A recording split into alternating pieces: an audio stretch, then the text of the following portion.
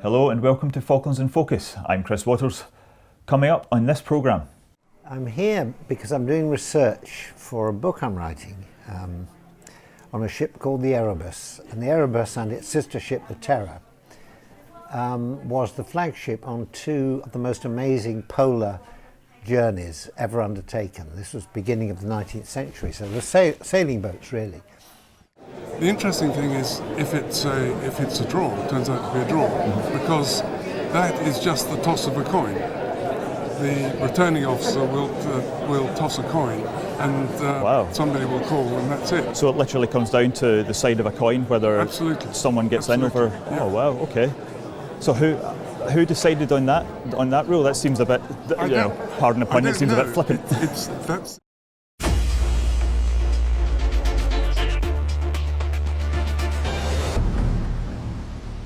Deep in the South Atlantic Ocean, in the protected waters of the Falkland Islands, lies the deserted wreck of the Lady Elizabeth.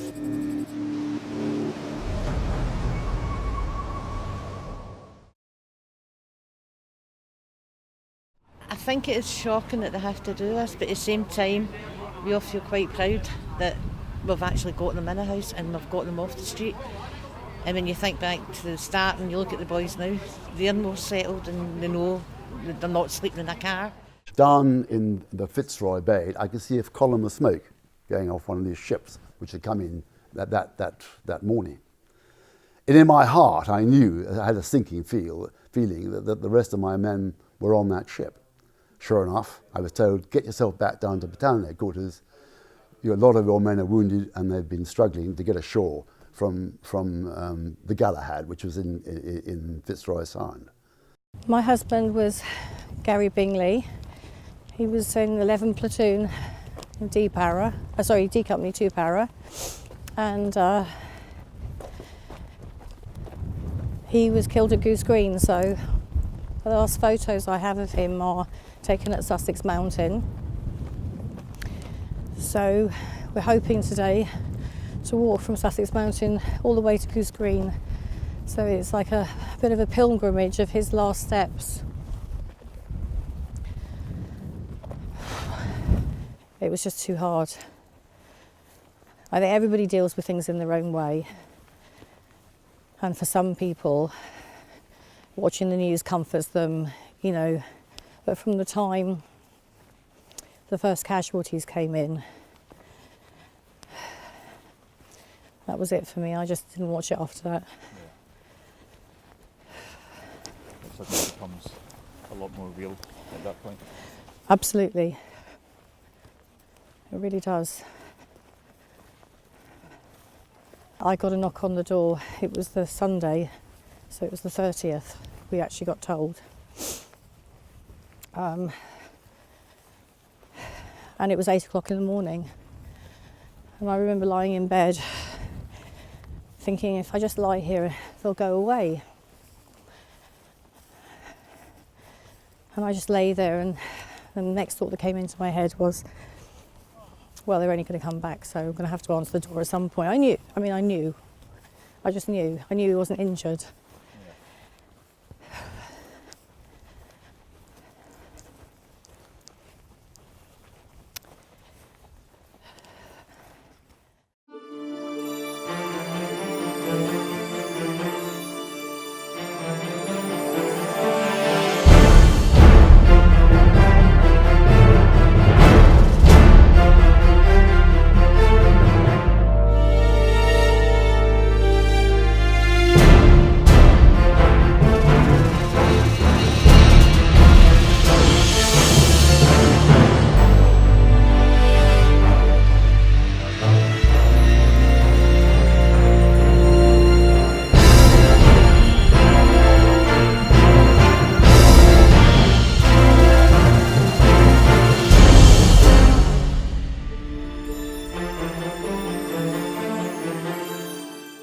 Talking to Richard earlier on, and we were talking about the potential for a draw.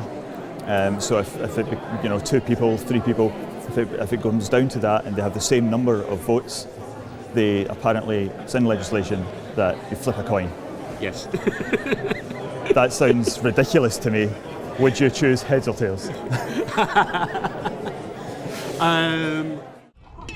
Then it was on to the traditional 17-gun salute, followed by the Speaker of the House, Keith Biles, escorted by the warrant officer to retrieve the Governor's sword.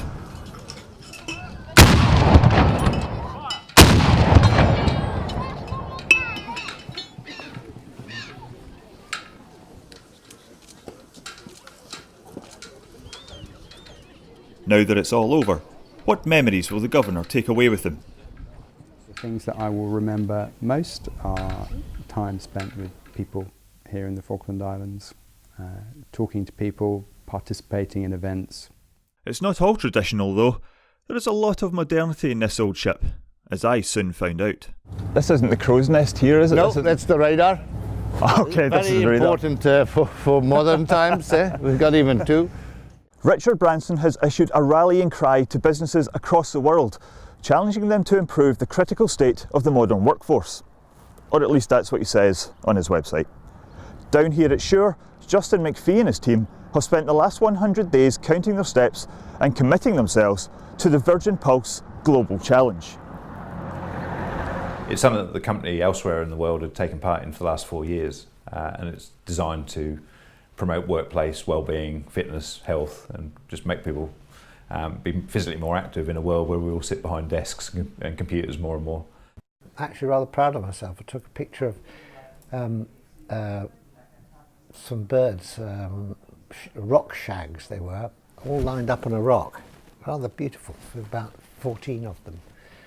So I was going to have a postcard printed, 14 shags in one afternoon. But I'm not going to, because that's the bird. The bird people might not like it. Thank you for joining us, and we'll see you again in 4 more years. See you then. Bye bye.